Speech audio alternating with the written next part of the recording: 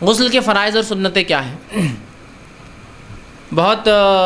سادہ سیدھا ہے، اور وضو کے مقابلے میں بہت تھوڑی سی باتیں یاد رکھنا ہے تو غسل کے آپ کو یاد ہو جائیں گے، ورنہ غسل اتنا کمپلیکیٹڈ مسئلہ ہے ہمارے پاس کہ ہر آدمی پریشان ہے غسل کیا کرنا ہے، غسل کیا کرنا ہے، غسل کیا کرنا ہے۔ بہرحال تو غسل بہت مختصر ہے، بہت چھوٹا ہے، ٹھیک ہے، جس کو آپ بھی یاد رکھ سکتے ہیں۔ بہرحال ٹھیک، تو غسل کے لیے سب سے پہلے ہم دیکھتے ہیں اس کے فرائض کیا ہے، فرائض کیا ہے، ٹھیک۔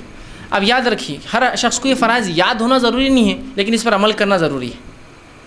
کبھی ہوتا ہے انسان ایسا گن نہیں سکتا کہ کیا کیا سنت ہے وضو کی، لیکن وہ عمل میں لاتا ہے برابر کی،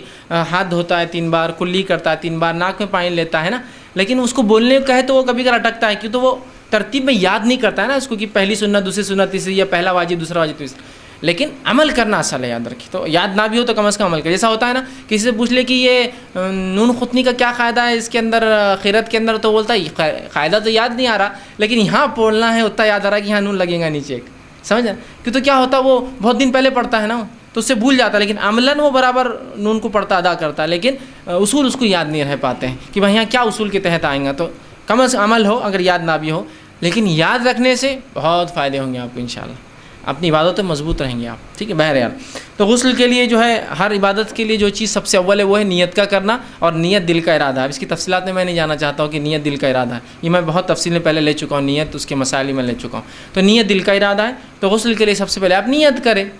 کہ میں غسل کر رہا ہوں، ٹھیک، یہ اس کی نیت ہے، اور ہر کام سے پہلے نیت کرے، اور نیت دل کا ارادہ ہوتا ہے، یاد رکھیے۔ ہم میں سے عموماً لوگ بدنیت نہیں ہوتے، بے نیت ہوتے بس ہم لوگ بہت سی بار، تو نیت کر لیا کریں، اس لیے کہ نیت کرنے سے ایک مباح عمل، ایک جائز عمل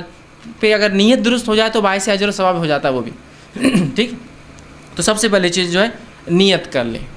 دوسرا کام یہ کرنا ہے نیت کرنے کے بعد جسم کے ہر حصے تک جہاں جہاں آپ کر سکتے ہیں پانی کو پہنچائیں، ہاتھ کے ذریعے آپ جہاں جہاں آپ کر سکتے ہیں مکمل طور سے جسم کے ہر حصے پر پانی پہنچائے۔ اور تیسری چیز جو ہے انگلیوں کا خلال کرے، کلی کرے، ناک میں پانی لے، اور جسم کا کوئی حصہ جو ہے آپ سوکھا نہ رہنے دیں۔ تو بہرحال اس کو کوئی ہم 1 2 3 کے آرڈر میں نہیں کر سکتے، ایک سمپل بات یہ کہوں گا، نیت کیجئے، پورے جسم کو مکمل بھگا لیجئے، اور کلی اور ناک میں پانی لے لیجئے، بس یہ اس کے فرائض ہے، سمجھ لیجئے، ٹھیک۔ یہ اتنا ہی بہرحال سادہ ہے کہ جسم مکمل طور سے بھیگ جائے، انسان کا مکمل ہو جائے۔ اور نبی اکرم صلی اللہ علیہ وسلم نے کلی بھی کی، ناک میں پانی بھی لیا، تو بہرحال آپ یہ بھی اس میں جو ہے ڈال دیں، ٹھیک۔ کچھ علماء نے بہرحال کلی کرنے اور ناک میں پانی لینے کو اس کی سنت قرار دیا ہے، ٹھیک، واللہ عالم۔ بہرحال لیکن اس سے پہلے میں نے وضو میں تفصیلات رکھ چکا تھا کہ ان کی دلیل کیا ہے جس نے کہا کہ کلی اور ناک میں پانی لینا یہ جو ہے وضو کے بھی واجب ہونے میں ہے، مطلب واجبات میں سے ان کی دلیل وہی تھی کہ فطرت کا حصہ ہے، اس لیے کہ فطرت میں ناک میں پانی لینا، تو کہا یہ چونکہ فطرت کا حصہ لہٰذا یہ بھی جو ہے اس کے فرائض، لیکن بہرحال تو غسل کے اندر واللہ عالم بہرحال جو بہتر ہے، لیکن آپ میں سمجھتا ہوں بہت آسانی سے کر سکتے ہیں، اور ہر اس حصے پہ پانی پہنچائیں جہاں آپ کو شک ہو کہ پانی نہیں پہنچ سکتا ہے، جیسا بغل کا نچلا حصہ ہوا، ناف ہوا آپ کی، ٹھیک، نیول جس کو کہتے ہیں، بومبل عام زبان میں جو کہتے ہیں، ٹھیک ہے، نیول، اس میں چونکہ اس میں پانی عموماً نہیں جاتا، اور خاص طور سے کم پانی ہو تو پھر ڈائریکٹ ڈالنے میں نہیں پہنچ سکتا ہے، تو کوشش کرے۔ اور پیروں کا پیچھے کا حصہ ہو سکتا سوکھا رہ جائے، یا بیٹھ کے غسل کرے تو پیر مڑنے سے کیا ہوگا، وہ سوکھا رہ جائیں گا، تو اس میں پانی پہنچانے کی کوشش کیجیے۔ بغل کے نیچے حصے میں جب تک آپ پانی نہ ڈالیں، عموماً زیادہ پانی ہو تو پھر تو بہت سا بہنے سے بھیگ جائیں گا، کم پانی میں نہیں ہو سکتا، کانوں کے اندر، ٹھیک ہے، اس کو آپ کریں، ٹھیک ہے۔ تو یہ آپ کوشش کریں جسم کا مکمل جسم کا غسل میں بھیگنا یاد رکھیں ضروری ہے۔ تو یہ تھے بس کچھ باتیں جو غسل کے تعلق سے، ایک عام زبان میں کہوں پورا جسم بھیگ جائے آپ کا اوپر سے اور کوئی حصہ باقی نہ رہے۔ اور غسل جنابت ہو تو پھر جڑوں تک پانی جانا ضروری، یاد رکھیں۔ غسل جنابت وہ غسل ہوتا ہے جو آپ پر واجب ہے کرنا، اور عام غسل وہ ہوتا ہے جو واجب نہیں پھر بھی آپ کرنا ہے، ایسا آپ روز غسل کرتے ہیں لیکن واجب نہیں آپ لیکن کرتے ہیں، تو اس میں اگر پانی جڑوں تک نہ آیا تو کوئی مسئلہ نہیں، لیکن غسل جنابت میں جڑوں تک پانی جانا شرط ہے مردوں کے لیے، اور عورتیں جن کے بال بہت گھنے ہوتے ہیں، یا وہ عورتیں جو بہت زیادہ چوٹیاں ڈالتی ہیں، ان دونوں کے لیے اپنی چوٹی کھولنا اور گھنے بالوں تک پہنچنا ضروری نہیں، اگر اوپر بھی 3 بار پانی ڈال لے تو انشاءاللہ ان کے لیے کافی ہو جائیں گے۔ جیسے کہ ایک صحابیہ آئی اور کہا اللہ کے رسول صلی اللہ علیہ وسلم، میں نے اپنے بالوں کو سدھارا ہے بہت مشکل سے، ہو سکتا ہے ان کے بال کرلی ہوں گے، گھنگرالے بال جیسے افریقن ہوتے ہیں نا،